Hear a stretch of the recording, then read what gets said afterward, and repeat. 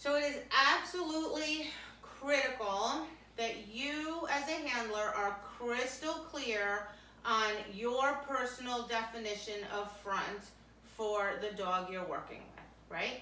So I have no problem with some students that are okay with fronts that are not super absolutely perfect, as long as they know what their criteria are. So if you say that for you, say now come here, sit.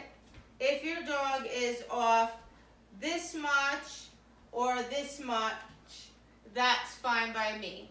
As long as you know exactly where the line is that marks correct and not correct, right?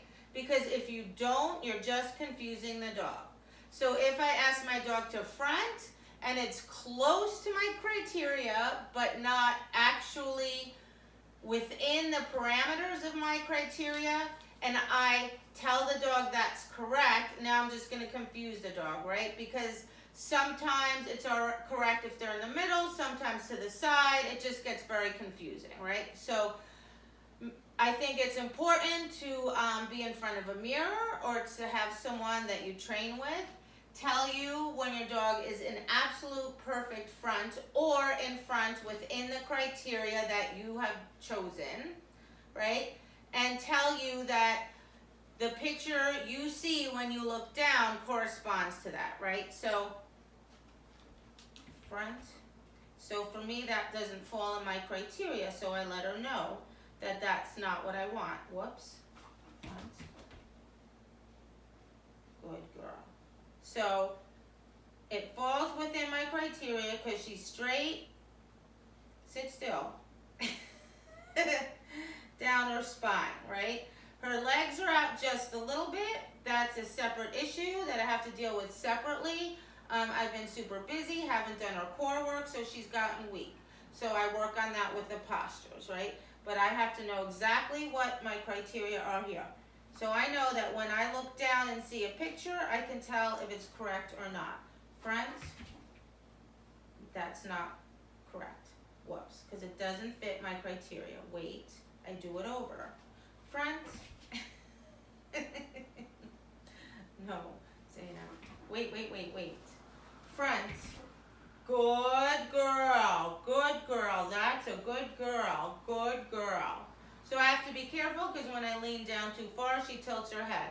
If I'm up straight, and that's what I'm using this hand for, to keep her head straight, then her head stays straight. Your head's on crooked. It's on crooked. Sit. Front. No. It's all right. Front.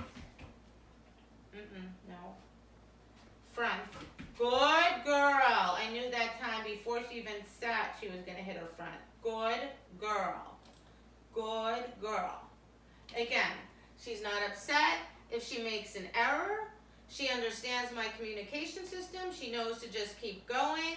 And because I've worked her up to it, she knows the answer, right? So her being wrong actually makes everything makes her learning more clear, because she clearly knows this is wrong, this is right.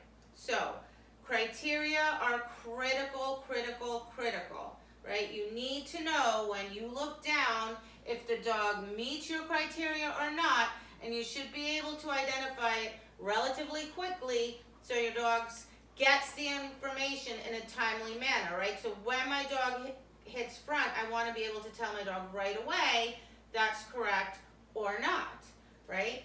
Wait, front, no, wait, front, no, wait, front. Oh my goodness, come here, Missy. You're broken. Wait, good. Front, that's my girl, you have to get it over. Front, that's my girl, good girl, okay? So she wasn't moving her butt enough. I don't get mad, I don't get upset, I don't get frustrated. Then you see there's absolutely no change in her demeanor. She's happy, she's engaged. She doesn't get upset when she makes a mistake. but yet she still tries really hard. She tries, and after she makes a mistake a few times, she puts in a big effort to get it right. So, criteria, criteria, criteria.